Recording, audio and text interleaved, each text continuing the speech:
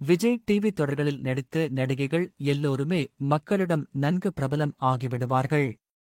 அப்படி விஜயில் ஒளிபரப்பான ஈரமான ரோஜாவே 2 தொடரில் முக்கிய நாயகியாக நடித்ததன் மூலம் தமிழ் சின்னத்திரை ரசிகர்களுக்கு பரிச்சயமான நடிகையாக மாறியவர் சுவாதி. கர்நாடகாவை பூர்வீகமாக கொண்ட சுவாதி கன்னட படங்களில் நடித்துள்ளார். யாரிவலு என்கிற கன்னட சீரியல் மூலம் சின்னத்திரைக்குள் அடி எடுத்து வைத்தார். நடிகை ரச்சிதா மகாலட்சுமி சின்னத்திரையில் தனக்கென தனி அடையாளத்தை உருவாக்கியவர்.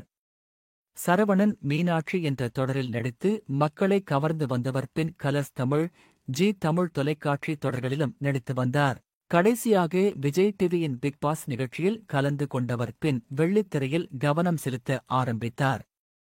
கன்னட படத்தில் நடித்தவர். தமிழில் ஃபயர் என்ற படத்தில் நடித்து ரீச் ஆனார்.